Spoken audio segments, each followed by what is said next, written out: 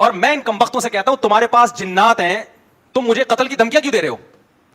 تمہارے پاس جنات ہیں یار, 8-10 جنات بھیجو مجھے اٹھا کے لے جائیں. میرا 68 kg 69 kg یہ میرا وزن ہے, ایک جن سے ایک مولوی نہیں اٹھ رہا یار. بغیرتی کی انتہا ہے یا نہیں ہے؟ تمہارے تو بغیر تو تمہارے جن بھی بغیرت ہیں, اور کسی کے جنات کو میں بغیرت بول رہا ہوں اور پھر بھی جن کو غیرت نہیں آ رہی اور کچھ کہہ نہیں رہا مجھے, اس کا مطلب پرلے درجے کا بغیرت ہے تمہارا جن بھی اور تم بھی. نہیں آئی بات میرا خیال ہے سمجھ میں. ابراہیم علیہ السلام نے بتوں کو کیا کہا تھا کہ تم ان بتوں کے سامنے مستنڈوں کی طرح کیوں جھکے رہتے ہو؟ انہوں نے کہا ہمارے باپ دادا اور یہ ہماری بگڑی بناتے ہیں. انہوں نے کہا انتم وآباؤکم فی ضلال مبین, تم بھی, تمہارے باپ دادے بھی اور یہ بدھ بھی ہیں, یہ سارے لچر ہیں, بالکل کچھ بھی نہیں کر سکتے.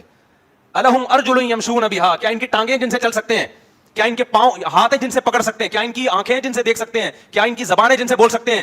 میں کہتا ہوں تمہارے پاس کروڑوں جنات ہیں جو سنگ دل محبوبوں کو قدموں میں لا کے رکھ دیتے ہیں اور کاٹ کر کے اولاد کروا دیتے ہیں. تم میرے سر کا ایک بال تو نوچ کے دکھا دو یار. نہیں آ رہی میرا حال بات کھوپڑی شریف میں؟ کھوپڑی ہوگی تو باتیں کھوپڑی میں آئیں گی. میرے بھائی یہ کچھ نہیں کر سکتے تبھی تو عامل بنتے ہیں. کبھی کسی ڈاکٹر کو عامل بنتے ہوئے دیکھا آپ نے؟ کیونکہ وہ بہت کچھ کر سکتا ہے, اس کے پاس پیسہ کمانے کے جائز طریقے بہت ہیں, اس لیے وہ کبھی بھی عامل نہیں بنے گا. کوئی اچھا حکیم ہونا 2 نمبر حکیم نہ ہو, وہ کبھی بھی عامل نہیں بنے گا, کیونکہ اس کے پاس ایک پیشہ ہے لوگوں کا علاج کرنے کے لیے, وہ کبھی بھی عامل نہیں بنے گا. کوئی مفتی ہو, عالم ہو, کبھی بھی عامل نہیں بنے گا. وہ آپ کہتے ہیں وہ تو فلاں حضرت مفتی صاحب عامل ہیں, وہ مفتی نہیں ہے, اس نے جھوٹ بول کے اپنے نام کے ساتھ مفتی لگا لیا ہے. کوئی ذی استعداد عالم ہو کبھی بھی عامل بولو نہیں بنے گا.